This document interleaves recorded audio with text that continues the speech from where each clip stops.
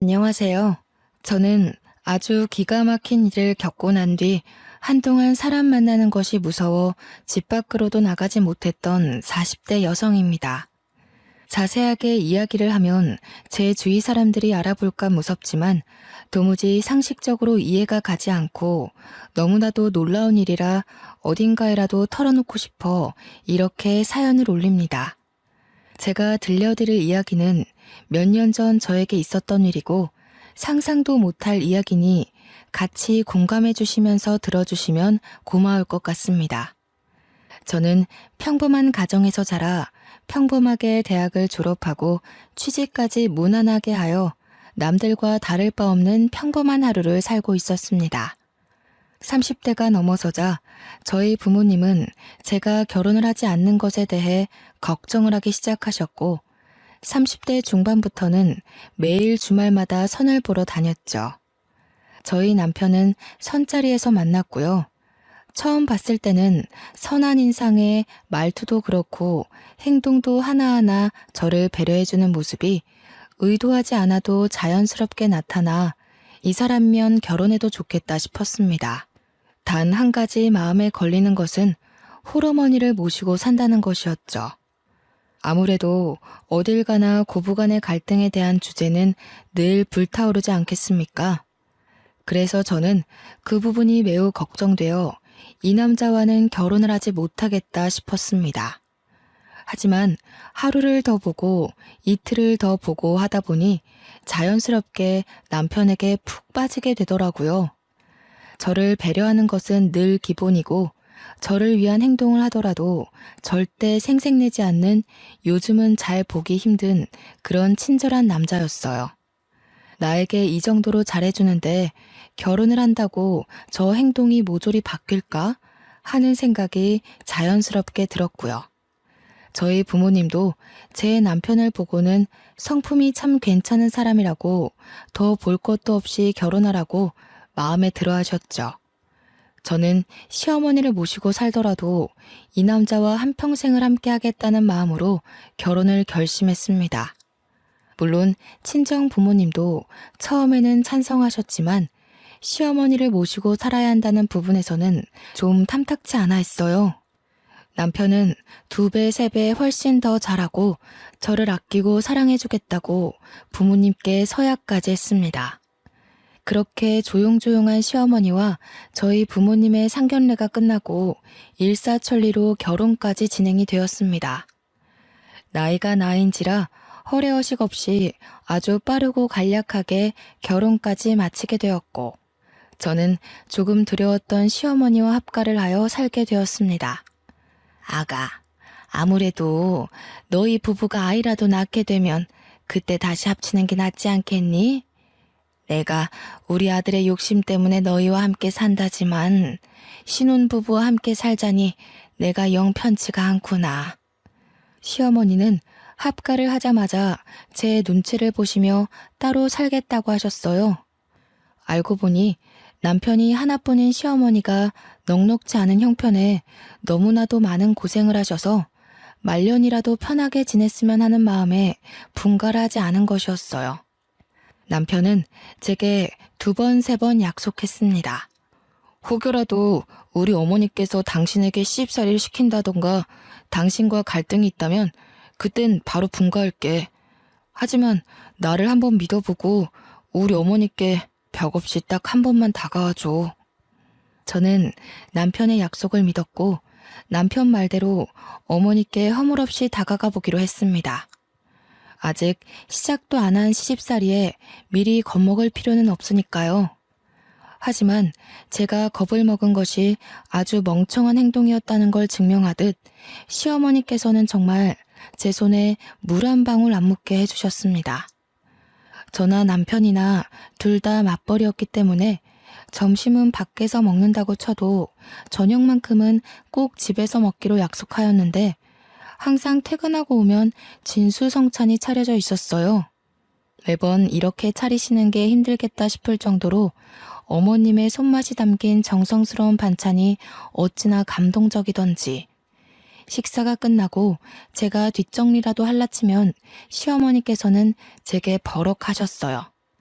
그 귀한 손을 물을 왜 묻혀? 그렇게 쓰는 손 아니다, 아가야. 내가 아직 정정하니 집안 살림은 내가 하게 해주련? 그래도요, 어머님.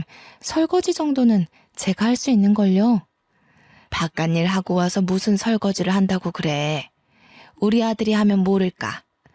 우리 아가는 들어가서 씻고 얼른 누워 자. 내일 아침에도 출근해야 하는데, 응? 가서 쉬어, 어서. 저는 어안이 벙벙할 정도로 공주님 대접을 받았습니다. 저희 친정에서도 저를 이렇게까지 대접해주지 않았었는데 말이에요. 남편은 저에게 오히려 어머님과 같이 사는 게 불편할 수 있는데 내색 한 번 안 해주고 고맙다면서 저를 더 아끼고 사랑해 주었습니다. 저는 이 모자의 사랑과 친절, 그리고 배려까지 한 몸에 받으면서 몸둘 바를 모를 정도로 행복한 하루하루를 보내고 있었어요. 저희 친정에서도 시댁 잘 만났다며 저희 집으로 시어머니 몸보신하시라고 각종 좋은 재료들을 보내주시고 시어머니는 그 재료들로 제게 사내 진미를 맛보게 해주시고요. 남편이 시어머니께 용돈이라도 드리면 그 돈을 차곡차곡 모아서 저 맛있는 거 사주신다고 밖에 나가 한아름 장도 보시고 저에게 잘 어울릴 것 같다면서 쑥스럽게 스카프를 내미시기도 하시고요. 정말 고부간의 갈등을 걱정했던 제가 죄송스러울 정도로 저를 아껴주셨습니다. 빨래며 청소며 주말에 쉬는 날 하려고 하면 이미 다 깨끗하게 정리되어 있어 건드릴 필요가 전혀 없었고요. 오히려 제가 뭔가를 자꾸 손대려고 하니까 시어머니께서 평일에 모든 정리를 다 해놓으시고는 주말에는 같이 놀러 가자고 하시더라고요. 저희 부부 아니면 어머니 혼자 어디 가기가 불편하시니까 오히려 그게 낫겠다 싶어서 효도하는 마음으로 매주 주말 어머님과 함께 데이트를 했습니다. 오히려 남편과 둘이 나갈 때보다 더 즐겁고 행복한 시간이지 않았나 싶어요. 어머님과 함께 그때 더 많은 추억을 남겨놓을 걸 하는 생각이 들기도 하고요. 그래도 같이 스티커 사진을 찍어보기도 하고 공방 같은 데서 비누도 만들고 어머님과 뜨개질도 하고 정말 많은 것들을 했어요. 처음 스티커 사진을 찍을 땐 찰칵하는 소리에 놀라 소리를 지르기도 했었고요. 사진의 얼굴이 죄다 잘려서 나와 여러 번 찍기도 했죠. 공항에서 만든 비누는 아까워서 사용도 못하고 아직까지 제 서랍에 보관 중이랍니다. 어머님과 뜨개질로 만든 조끼, 목도리, 가방, 셀 수 없이 많았죠. 정말 큰 사진관에서 우리 셋이 함께 찍은 사진은 큰 액자로 뽑아서 거실에 걸어두었고 어느 날은 손과 발을 본떠 금속 액자를 만들어주는 체험도 했습니다. 어머님은 늘 즐거워하셨고 그런 어머님을 보면서 저는 마음이 뭉클해지기도 하고 더 잘해야겠다는 마음이 들기도 했어요. 주위에서는 주말마다 시어머니 모시고 나가는 게 힘들지 않느냐고 물어보기도 했는데 저는 너무 즐거워서 금요일만 되면 주말에 뭘 할까 검색하느라 정신이 없었습니다. 손도장, 발도장 액자를 만들고 온 날 어머님께서 또 용돈으로 드린 돈으로 제게 작은 귀걸이를 선물해 주셨어요. 어머님, 자꾸 제 선물 사지 마시고 우리 어머님 거 사셔요. 맛난 거 드시고 싶으시면 말도 해주시고 가지고 싶은 거 저도 선물해드리고 싶어요. 아가가 이렇게 나 데리고 놀러 다니는 것만으로도 충분한데 용돈 줘봐야 생활비 쓰는 건 너네 카드로 사용하고 내가 보험료 내는 거 말고 어디 돈 쓸 데가 있겠니? 어머님께 용돈을 드리면 일부는 꼬깃꼬깃 어딘가에 모아두셨다가 남편도 아닌 저를 위한 선물을 사주시곤 했는데 용돈의 대부분은 보험료 지불로 사용하고 계셨어요. 처음에는 무슨 보험이 13개나 있어서 너무 놀라 보험 사기라도 당한 건 아닌지 걱정을 하기도 했습니다. 알고 보니 어머님께서 보장 내역을 하나하나 살펴보시고 가입하신 거였어요. 내가 늘 입버릇처럼 말하지만 내가 죽으면 건물이라도 하나 상속해줘야 우리 자식들이 편한데 내가 가진 게 없어서. 나 혼자의 몸으로 아들 하나 키워보니 돈이 얼마나 중요한지 뼛속까지 새겨지더라, 아가야. 내가 죽어서 큰 돈이라도 남겨줘야 속이 시원하니 절대 내 보험만큼은 해지 말고 냅두거라. 시어머니의 마음이 너무나도 짠해 저는 절대 보험만큼은 건드리지 않기로 했죠. 그래도 남편과 결혼하고 나서 맞벌이로 차곡차곡 내 집 마련을 위한 저축도 하고 비상금도 모으고 어머님께 용돈을 드리는 부분이 전혀 부담되지 않은 선이었기에 괜찮았습니다. 직장 생활이라는 게 늘 고정급이 들어오니 어찌 보면 사업보다 훨씬 낫지 않겠어요? 안정적인 수업이 있다는 게 우리 가정에겐 참 행복이었습니다. 제가 딱 2개, 저희 시어머니와 살면서 불편했던 게 있다면 첫째는 알레르기 때문에 회를 전혀 드시 못한다는 것. 저는 어릴 때부터 횟집 사장님과 결혼할 거라고 외쳤던 날생선 킬러였는데 어머님께서 알러지가 있어 날생선을 전혀 드실 수 없었습니다. 그래서 회사에서 점심때 초밥이나 회덮밥 정도 먹는 걸로 제 마음을 달래야 했죠. 결혼하고 딱 2번 남편이 어머님께 말씀드려 코스 요리로 회 요리를 먹으러 갔었네요. 그때도 어찌나 죄송하던지 어머님께 우동이나 덮밥 같은 다른 요리라도 드시면 되니까 같이 가자 했는데 둘이 데이트하라고 보내주시더라고요. 커피를 사서 집으로 돌아오는데도 마음이 편치 않았던 터라 제가 그냥 회를 덜 먹는 걸로 결심했죠. 내가 얼마나 놀랐었는지. 그날이 군대 복귀하는 날이었거든. 그전까진 우리 형편이 좋지 못해서 회를 먹으러 간다는 생각을 못했던 거지. 내가 군대 선임이랑 한번 횟집 가서 광어회를 먹었는데 너무 맛이 좋은 거야. 그래서 휴가 나가면 어머님을 꼭 모시고 가야겠다 다짐을 해서 어머니와 함께 횟집에 간 거지. 자기 많이 놀랐겠네. 갑자기 어머님 알레르기 증상이 올라와서. 하필이면 복귀하는 날 점심에 그런 거였어. 같이 회를 먹고 있는데 어머니가 갑자기 목을 막 긁으면서 숨이 안 쉬어진다고 하시는 거야. 119 부르고 나는 복귀 시간 코앞이라 발 동동 구르고. 근데 우리 엄마가 쓰러지셨는데 어떡해. 영창 가도 어쩔 수 없다 하면서 병원으로 달려가 어머님 곁을 지켰지. 그래서 군대는 어떻게 됐어? 나중에 생각이 났지. 병원에서 부대로 전화를 걸었지. 부대는 다 뒤집어졌다는 거야. 내가 탈영한 줄 알고. 나 잡으러 헌병 출동한다 그러고. 다행히 어머님 아픈 거랑 다 병원 기록으로 증명이 되어서 호되게 혼나고 몰래 덮어주셨어. 남편은 그 뒤로도 회가 싫다고 했지만 또 저를 위해서는 같이 자리를 지켜주며 잘 먹어주었습니다. 이런 배려를 보여주는 내 사랑스러운 가족들을 어떻게 싫어할 수 있을까요? 저도 마음이 활짝 열리자 어머님도 저를 더 아끼고 사랑해 주셨죠. 하지만 또 한 가지 어머님에겐 절대 남이 건드려서는 안 되는 것이 있었습니다. 그게 제가 불편했던 2번째 이유인데요. 바로 애착 이불이 없으면 잠을 못 주무신다는 것이었습니다. 아가야, 내 이불 못 봤니? 그거 너무 때 같아서 빨래하려고 세탁기에 넣어뒀어요. 안 된다. 그거 절대 빠는 거 아니야. 아가, 제발 내가 부탁했잖니. 다른 건 몰라도 내 이불만큼은 절대 건드리면 안 된다고 내가 그렇게 말을 했는데. 죄송해요, 어머님. 제가 깨끗하게 빨아드리려고 잘해보려고 한 건데. 다른 건 다 가져가도 좋고 버려도 좋은데 저 이불만큼은 절대 건드리면 안 된다. 알겠어? 저거는 내가 죽어서도 나랑 같이 묻어줘야 하는 내 귀중품이야. 저는 어머님의 화내는 모습을 처음 봐서 너무 놀라웠고 마음이 쿵 내려앉는 것 같았죠.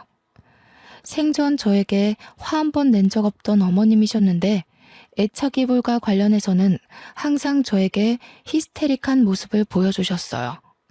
여행을 갈 때는 당연하고 어딜 가더라도 잠이 들 땐 꼭 애착 이불을 늘 품에 지니고 계셨습니다. 저는 솔직히 너무 너덜너덜하고 꼬질꼬질한 더러운 애착 이불을 깨끗하게 한번 삶기라도 했으면 했지만 제가 이런 소리를 하면 어머님께서 버럭하셨기 때문에 결국 포기했어요. 아가야, 내가 늙어서 그런지 아주 머리털이 몽땅 다 빠지려나 보다. 내 이불에도 머리카락이 얼마나 붙던지. 이러다가 대머리 되면 어쩌지? 어머님, 제가 탈모 샴푸라도 하나 가져다 놓을게요.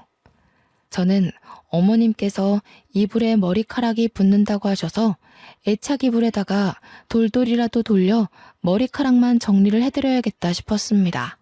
어머님 이불을 가져와 열심히 머리카락을 정리하고 있는데 어머님께서 불같이 달려와 이불을 빼앗더라고요. 저는 조금 황당하기도 하고 너무나도 서운한 마음이 들었죠. 어머니, 빨래 하려던 거 아니고 그냥 붙어있는 머리카락만 정리해드리려고 했어요.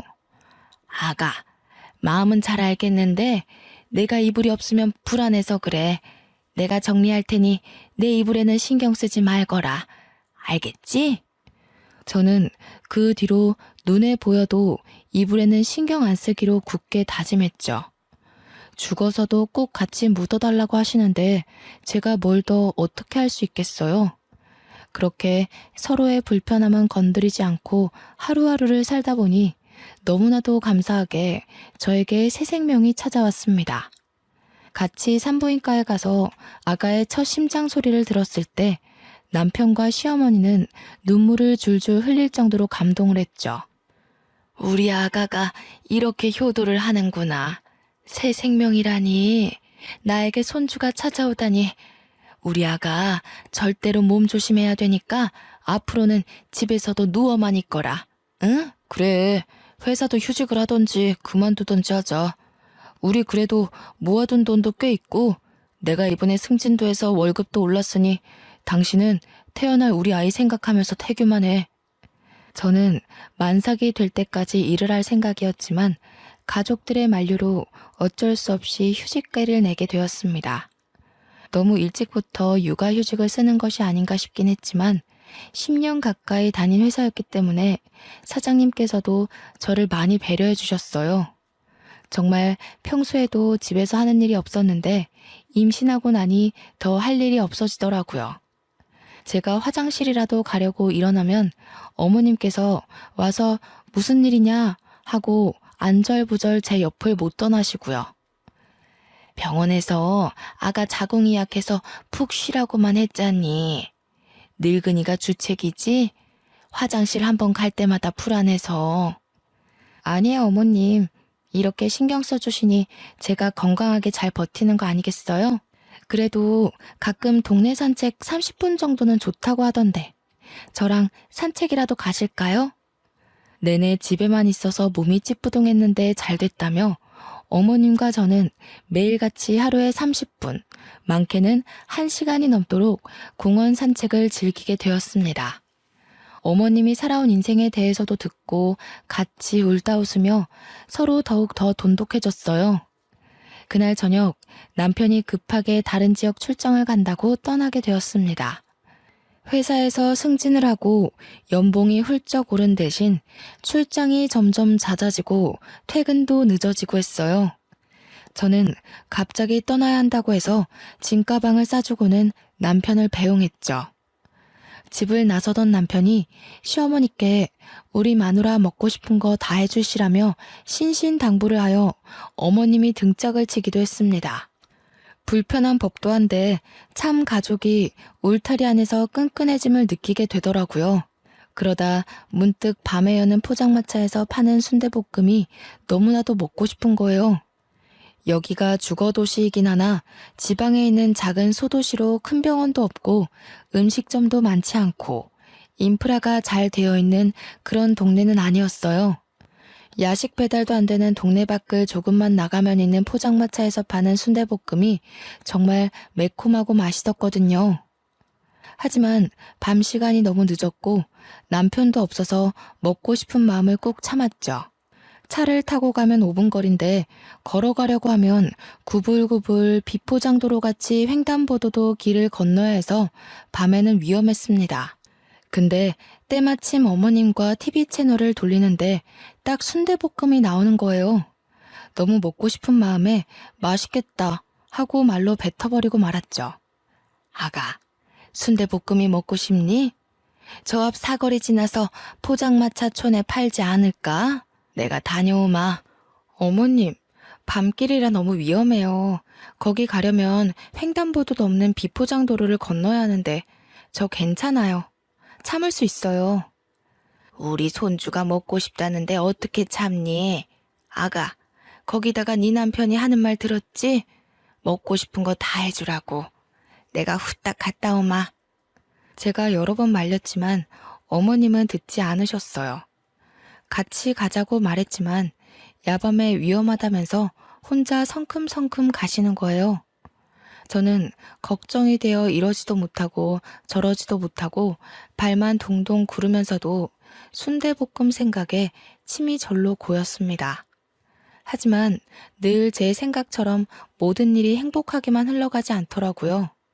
정말로 제가 우려했던 대로 횡단보도가 없는 어둑한 길을 건너시다가 시어머니를 채 보지 못한 엄청나게 큰 냉동 탑차가 시어머니를 치고 말았습니다.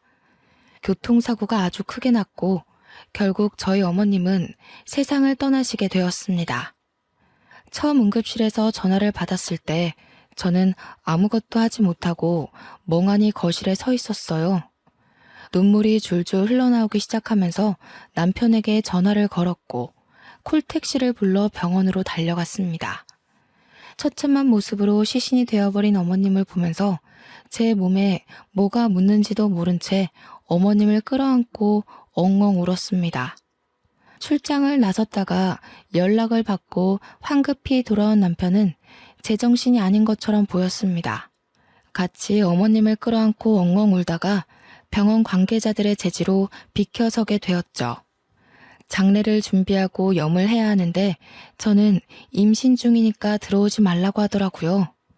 아무래도 시골 병원이다 보니 미신 같은 것도 다들 믿으시고 저는 그렇게 어머님 하시는 장면도 보지 못한 채 상복을 입고 장례를 치렀습니다.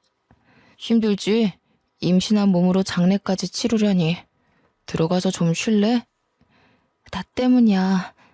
내가 순대볶음만 먹고 싶다고 안 했어도 나 때문에 돌아가신 건데 내가 어떻게 편히 쉴 수 있겠어. 아니야. 내가 당신 꼭 먹고 싶은 거 다 해주라고 해서 이렇게 된 거야. 순대볶음 먹고 싶은 걸 어떻게 참어.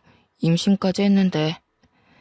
우리 어머님 손주 생겼다고 너무너무 잘해줄 거라고 나한테 몇 번이나 고맙다고 했는데 이렇게 가시면 내가 어떻게 보내드려.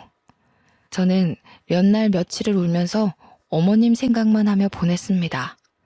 저에게 순대볶음이 식지 않을 때까지 돌아오겠다며 웃으며 떠나신 모습이 마지막이라는 사실이 정말 믿기지 않았고요.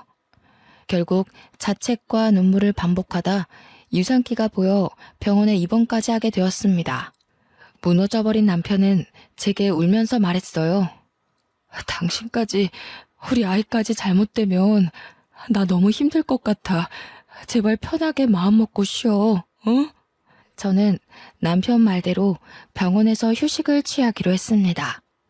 영양제다 뭐다 주렁주렁 매달아 놓은 주사들과 함께 병원 이곳저곳을 둘러보는데 참 이런 곳에서 어머님의 장례를 치렀다는 게 죄송스럽더라고요. 마지막 가시는 길 정말 좋은 병원에서 장례라도 치렀어야 했는데 하는 마음이 들더라고요. 남편도 마음이 많이 힘들 텐데 오히려 저를 위로해주고 저희는 서로를 의지하며 그렇게 버텨냈고 저는 일주일 만에 퇴원을 하게 되었습니다. 집에 돌아와 어머님의 유품을 정리하는데 도무지 이불만큼은 버릴 수가 없겠더라고요. 어머님께서 꼭 이불도 같이 묻어달라고 하셨었는데 차마 어머님의 흔적이 가장 진하게 묻은 이불을 같이 보낼 수 없더라고요. 같이 보낼 수 없었어요. 제가 너무나도 사랑했고 그리워하는 어머님이기 때문에 제 이기심에 이불만큼은 제가 꼭 끌어안고 있었죠. 보자기에 곱게 싸서 제가 언제든 그리울 때마다 꺼내보려고 장롱 속에 넣어두었습니다. 그렇게 정신없이 하루 이틀을 보내고 있는데 보험회사에서 연락이 막 오더라고요.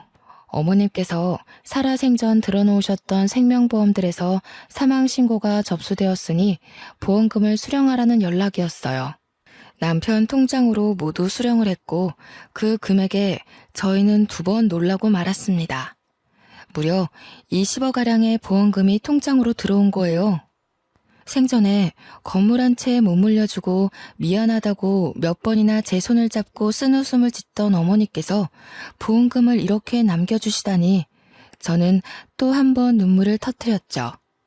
남편은 그동안 진심으로 어머니와 함께 행복한 추억을 만들어줘서 고맙다고 앞으로 행복하게 살자고 하더군요. 저희는 그렇게 새로운 출발을 결심했습니다. 하지만 그것도 잠깐이었어요. 아주 충격적인 일이 그 이후에 발생했습니다. 제가 임신 4개월에 접어들 무렵이었습니다. 집에 갑자기 누군가 찾아왔어요. 남편은 출근하고 없었고 친정 부모님은 여행을 떠나셨기 때문에 집에 찾아올 사람도 없어서 누군가 하고 인터폰으로 밖을 보니 어머님이 서 계신 게 아니겠어요. 저는 너무 놀라 소리도 지르지 못하고 멍하니 현관문 앞에 서 있었습니다. 얘야, 문 열어라. 장례까지 다 치르고 분명 강에 뿌려달라 하셔서 앞으로는 훨훨 여행 다니시라고 강에 뼈가루를 다 뿌리고 왔는데 죽은 시어머니가 문 앞에 서 있다뇨. 저는 놀라서 까무라칠 것 같았어요. 마음을 가다듬고 문을 여니 정말로 시어머니께서 저를 흘겨보고 계신 게 아니겠어요? 뭐가 이렇게 굼떠? 제게 확 쏘아붙이는 시어머니의 목소리까지 정말 제가 알던 그 어머님의 목소리와 똑같았어요. 저는 눈물을 줄줄 흘리면서 어머님을 꼭 끌어안아 보았습니다. 얘가 왜 이래? 이거 놔. 귀신인가 싶었지만 정말 살아있는 시어머님의 모습이었습니다. 행색이 조금 꼬질꼬질하긴 했지만 어디서 어떻게 돌아오신 건지 분명 사고당하여 병원에 사망 선고를 받았을 때도 제가 옆에 있었는데 말이죠. 아니 어머니, 이게 어떻게 된 일이에요. 분명 제가 장례까지 다 치렀는데. 얘가 내가 살아 돌아왔으면 감사합니다. 앞으로 잘하겠습니다 해야지 어디 말을 붙여? 그럼 내가 뭐 무덤에서 살아 돌아왔을까봐? 사고당해서 죽은 게 내가 확실해? 나 이렇게 살아있잖아. 시어머니께서 제게 호통을 치며 죽은 게 내가 맞냐고 하니 갑자기 혼란스러웠어요. 분명 제가 시체로 시어머니를 뵙긴 했지만 시신이 차에 심하게 깔려 훼손된 상태였고 저도 시어머니의 말을 들으니 제가 본 게 진짜가 맞는지 의심이 들었고요. 저는 남편에게 전화를 걸어 이 사실을 모두 말했고 남편은 헐레벌떡 집으로 돌아왔습니다.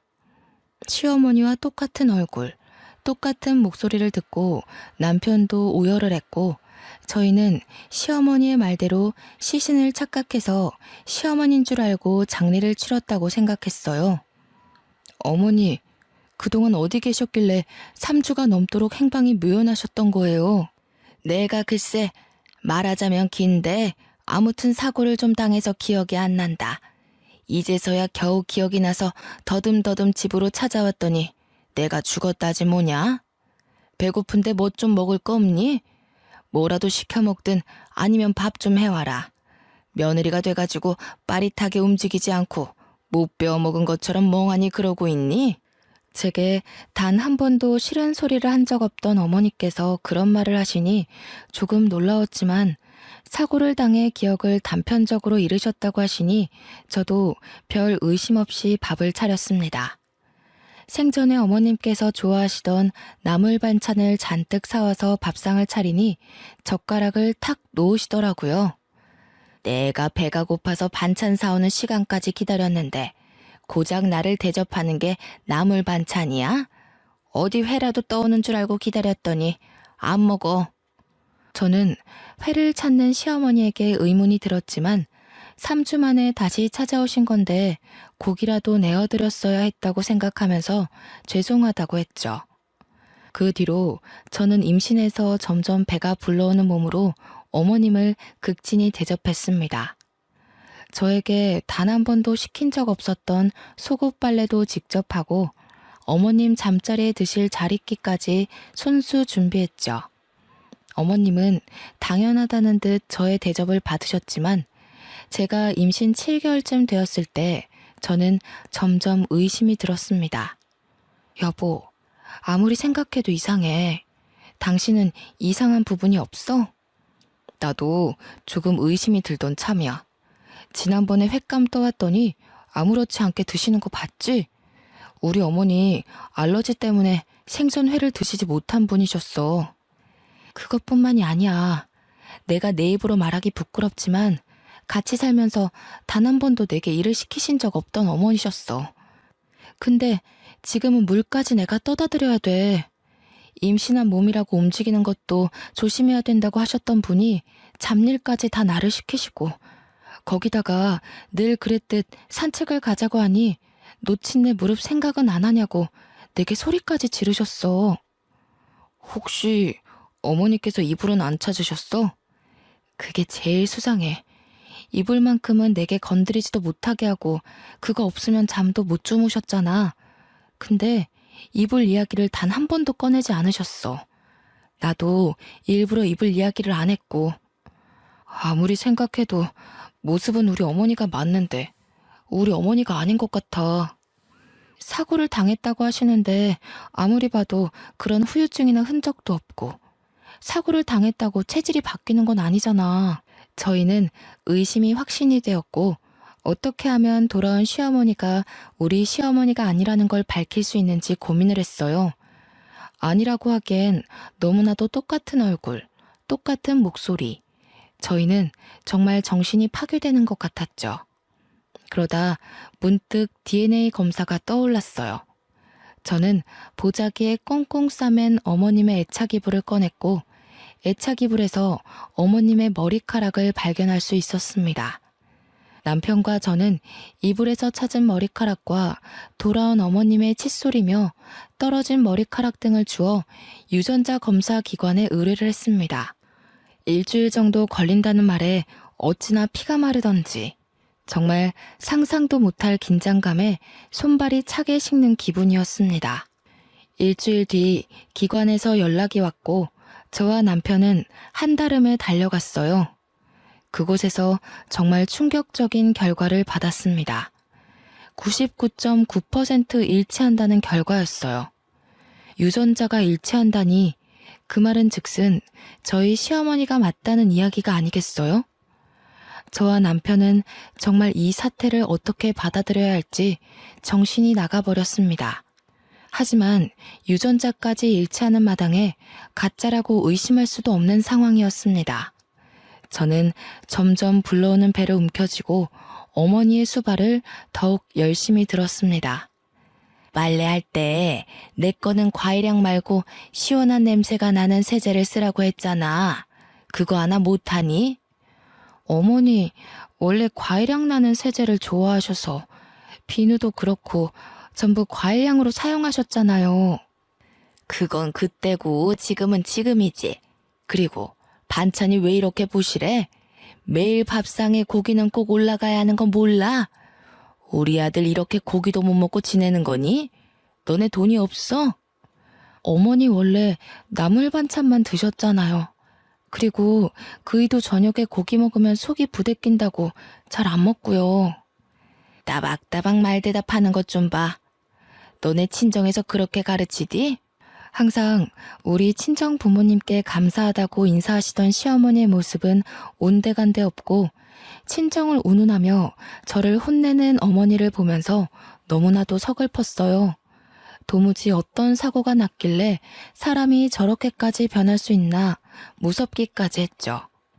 어머니, 도대체 그날 순대볶음 사러 간 날 어떤 사고를 당하셨길래 이렇게까지 성격이 바뀌신 거예요? 뭐야, 지금 내 성격이 더럽다는 거야? 너 지금 나한테 욕하는 거니? 어? 저는 점점 마음의 문을 닫고 어머님과 대화하는 시간을 줄였습니다. 이게 바로 처음에 고민했던 고부간의 갈등인가 싶기도 했고요. 그러던 어느 날 남편과 어머님과 저 셋이 근교에 밥이라도 함께 하러 나갔는데 정말 또 한 번 의심하게 되는 발언을 어머님께서 하셨어요. 내가 사망 선고 받으면서 받은 사망보험금이 꽤 되는 걸로 알고 있다. 내가 알아보니 대충 봐도 20억은 되는 것 같던데. 나도 노후를 좀 즐기면서 살아야지 않겠니? 언제까지 이딴 시골에서 심심하게 살 수도 없고. 보험회사에 전화해보니까 이미 지급도 다 됐다고 하던데. 그거 내 몫이기도 하니까 반은 너네 줄 테니까 반은 나한테 주렴.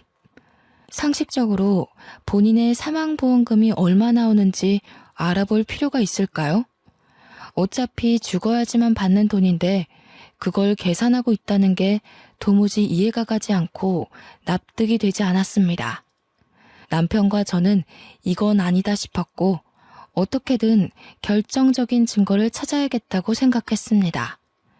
아무리 생각해도 성품이 곱고 천성이 아름다웠던 저희가 알던 시어머니가 아니었거든요. 그러다 문득 생각이 났습니다.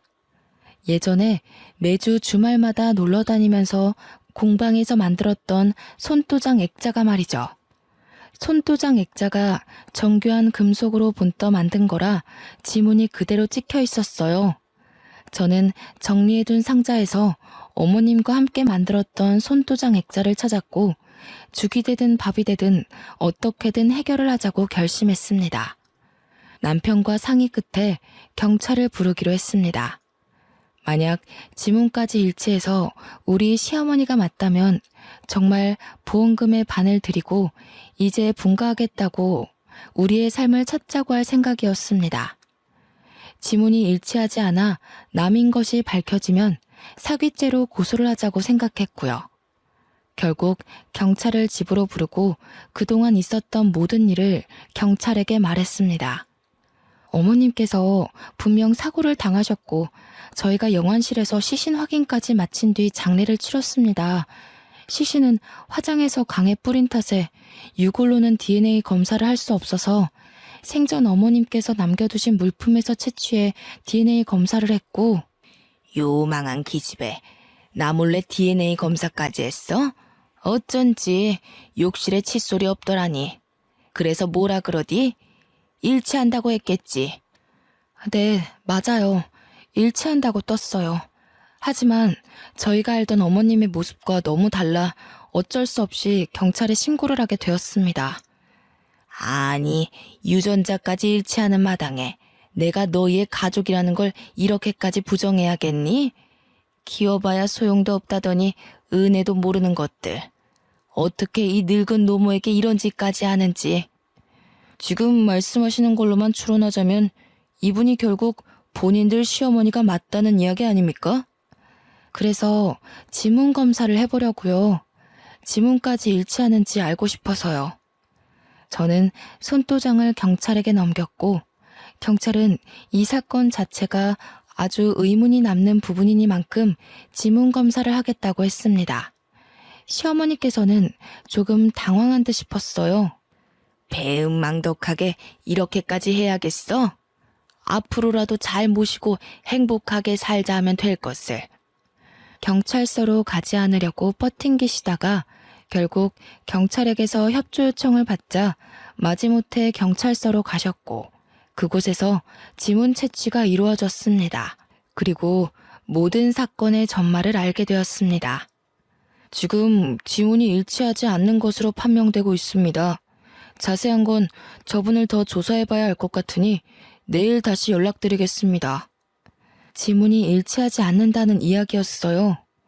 저희는 망치로 세게 얻어맞은 것 같은 충격을 받았고 일단 집으로 돌아가라는 경찰의 말에 남편과 함께 집으로 돌아왔습니다. 다음날 경찰에게서 모든 조사가 끝났다고 연락이 왔고 저와 남편은 한달음에 경찰서로 갔습니다. 시모의 행세를 하던 시모와 똑 닮은 사람은 유치장에 갇혀 있었고 저희를 노려보면서 고래고래 소리를 지르고 욕을 했습니다. 배은망덕한 것들! 거참, 조용히 하시고요. 저희가 조사를 마친 결과 저 유치장에 계신 분은 가족분들의 시어머니가 아니라 돌아가신 분의 쌍둥이 언니로 밝혀졌습니다. 쌍둥이 언니요? 저는 어머니께 단 한 번도 쌍둥이 언니가 있다는 말을 들어본 적이 없습니다. 그도 그럴 것이 쌍둥이라 태어나자마자 언니분은 친척 집으로 입양을 갔던 걸로 기록이 되어 있습니다. 일란성 쌍둥이라 유전자까지 일치했지만 쌍둥이더라도 지문은 다르게 나오거든요. 이후에 저분이 여러 번 사기를 치고 돈을 빌리고 갚지 않고 도망다니는 생활을 해서 호적도 말소가 되어 있는 상태고요. 아마 친척 집으로 입양을 갔기에 가족관계 증명서에도 따로 기록된 부분이 없었을 겁니다. 그럼 저희 시어머니가 아니라 시어머니 언니고 시어머니 행세를 하여 금품을 갈취하려고 했다는 건가요? 네, 맞습니다.